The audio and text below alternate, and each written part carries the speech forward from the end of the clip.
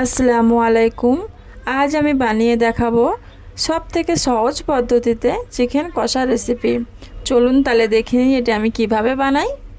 প্রথমে 1 কেজি পরিমাণ মুরগির মাংস নিয়েছি, কেটে ধুয়ে পানি ঝরিয়ে রেখে দিয়েছি। এখানে 2 টেবিল চামচ আদা রসুন বাটা দিয়ে দেব ম্যারিনেট করার জন্য। দিয়ে দেব 1 চামচ লবণ, দিয়ে দেব 1 টেবিল চামচ হলুদ গুঁড়ো, 1 টেবিল চামচ কাশ্মীরি লাল মির্চের গুঁড়ো,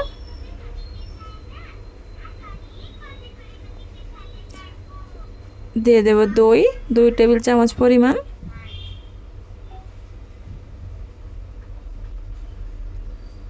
এবারে সব মশলাগুলো মাংসের মধ্যে ভালোভাবে মিশিয়ে নেব।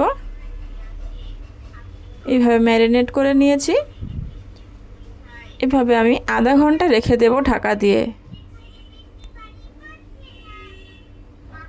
আধা ঘন্টা পর ফিরে আসলাম। একটা কড়াইতে প্রায় 50 গ্রাম পরিমাণ সরিষার তেল দিয়ে দিলাম। তেলটাকে ভালো করে গরম হতে দেব। দিয়ে দেব 2টো তেজপাতা চিড়ে, কয়েকটি গরম মশলা, 2টো বড় সাইজের পেঁয়াজ কুচি দিয়ে দিলাম।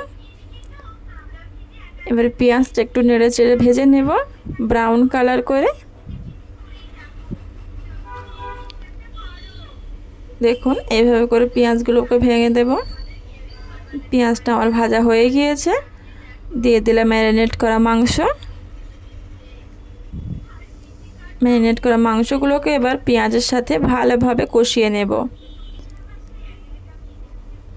এখানে মাংসটা অনেকক্ষণ ধরেই কষাতে হবে। মাংসের পানিটা পুরোপুরি শুকিয়ে গিয়েছে।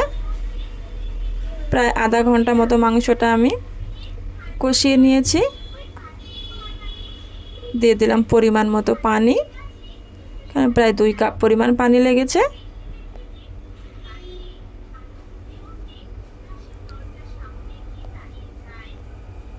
ঢাকা দিয়ে আধা ঘন্টা মতো কুক করে নেব। আধা ঘন্টা পরে ফিরে আসছি। এখানে আমি 1 টেবিল চামচ হোমমেড গরম মশলা দিয়ে দিয়েছি। এটা আমি বাড়িতে বানিয়েছি, আপনারা চাইলে আমার চ্যানেলে গিয়ে দেখতে পারেন।